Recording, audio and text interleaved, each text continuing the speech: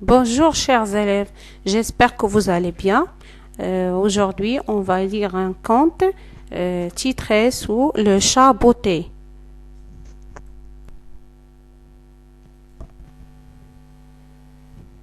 Bon, je vous rappelle qu'on a dit que le conte est une histoire imaginaire. Il se passe dans un univers différent du monde réel, dans un lieu merveilleux ou inconnu à une époque lointaine et indéterminée. Donc, certaines expressions montrent que l'histoire se déroule à une époque lointaine. L'histoire se passe dans un endroit imaginaire. Les personnages sont des hommes, des animaux ou même des objets. Tous peuvent parler.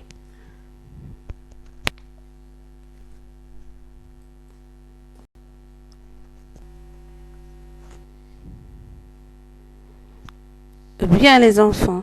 Alors le but de cette phase est de construire, c'est-à-dire de lire le texte et construire le sens du texte en répondant aux questions par oral et aussi par écrit.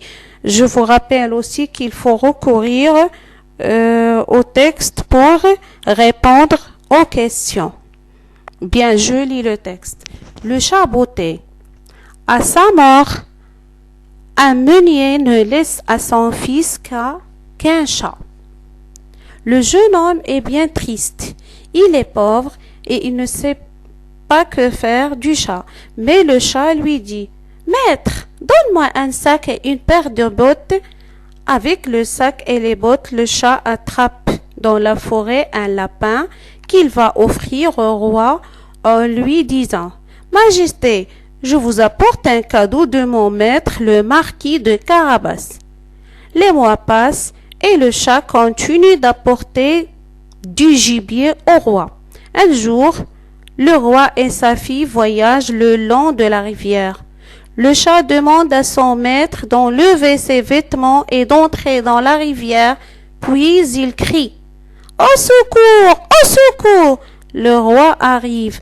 Le chat explique alors au roi que des brigands ont volé les vêtements de son maître, le marquis de Carabas. Pendant son bain, le roi offre de riches vêtements au jeune homme, puis il le fait monter à côté de sa fille dans son carrosse. La princesse tombe amoureuse du jeune homme. Pendant ce temps, le chat court devant le carrosse. Il ordonne à tous les paysans qu'il rencontre de dire au roi que la terre qu'il travaille est un marquis de Carabas. Le chat arrive dans un château habité par un ogre capable de se transformer en toutes sortes d'animaux, en lion comme en éléphant. Le chat propose à l'ogre de prendre la forme d'une souris. L'ogre accepte et devient une souris. Alors, le chat lui saute dessus et le dévore.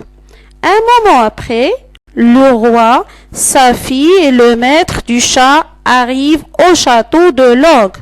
Le roi constate que le marquis de Carabas est riche. Il a aussi un château. Alors, le roi décide de donner au mariage sa fille au marquis de Carabas, c'est-à-dire au jeune meunier.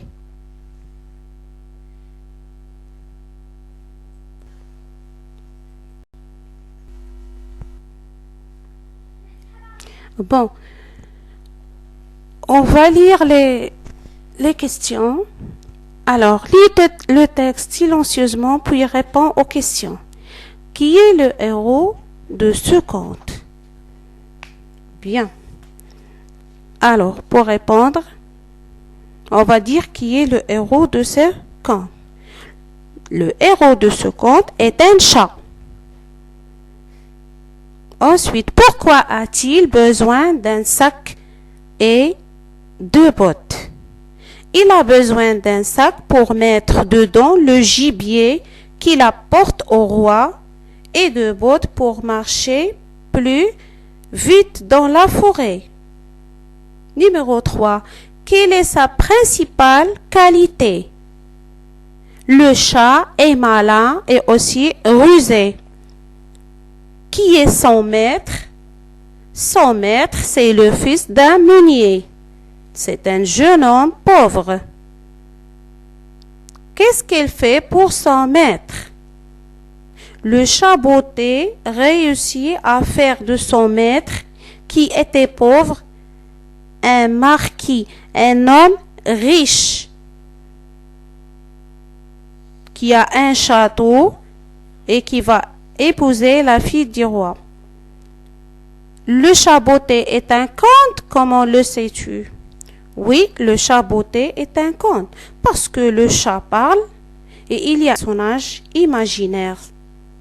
C'est un ogre et il y a aussi beaucoup de contes dont les personnages, par exemple, le personnage principal, épouse à la fin de l'aventure une princesse ou un prince, comme dans Cendrillon.